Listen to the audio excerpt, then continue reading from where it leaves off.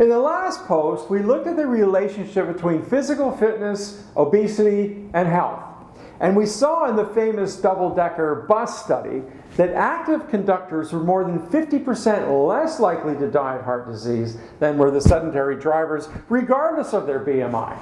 Now, in addition, Dr. Morris, the lead researcher of the study, found that active conductors were also more than 50% less likely to die of other illnesses, such as diabetes, stroke, and some forms of cancer, not to mention their improved quality of life. Now get this, Dr. Morris's double-decker study and assertion that physical activity had a direct effect on coronary heart disease was widely met with derision, especially by the medical community. So, Dr. Morris did the only thing a dedicated scientist could do. He did a follow-up study. Now this time he used England's postal employees.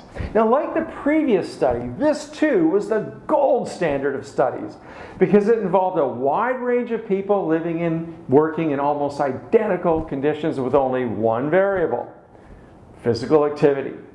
Now for this study, Morris compared the letter carriers to the office clerks and the telephone operators. Once again, the finding clearly showed that the active carriers, regardless of their physical size or their BMI, experienced half the risk of coronary heart disease as the inactive workers experienced. Incredibly enough, in spite of these findings, the medical community remained highly skeptical about the links between physical activity and health. So instead, they chose to focus on factors such as weight for height ratios and lipoprotein profiles, while they completely ignored Morris's findings on physical activity. And in fact, the skepticism and outright criticism of Morris's findings continued in Great Britain well into the 1980s.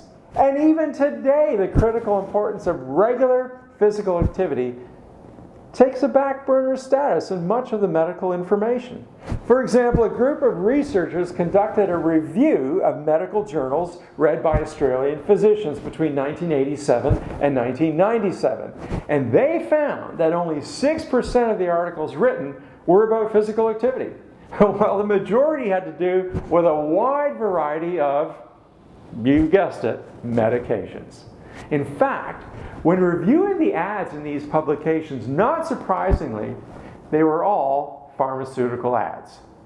Also, not surprisingly, the bottom line is, and it's always about the bottom line, there's no money to be made if all we need is a good pair of walking shoes.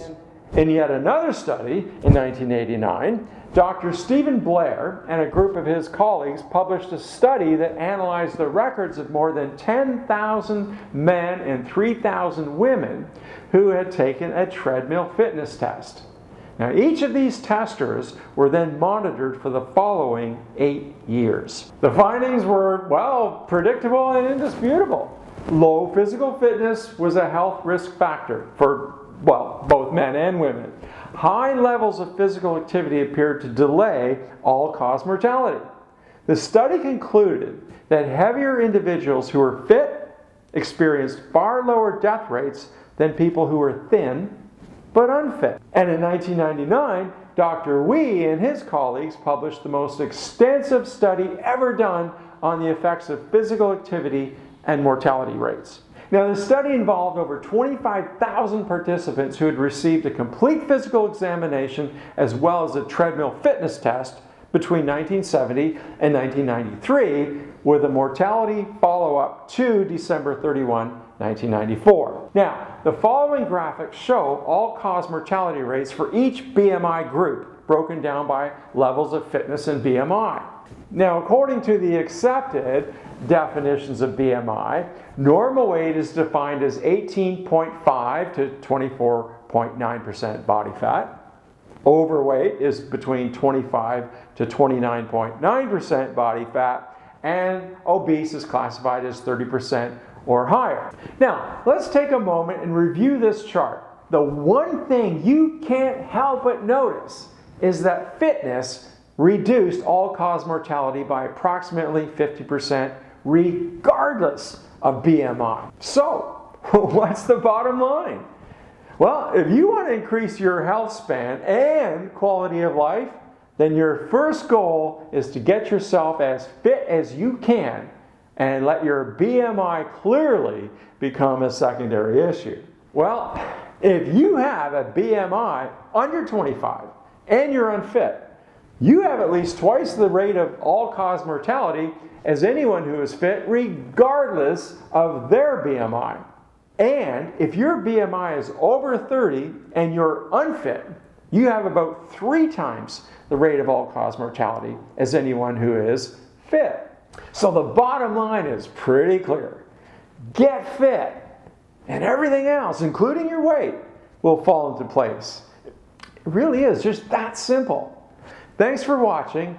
Hope to see you for the conclusion, which I think you're going to really like.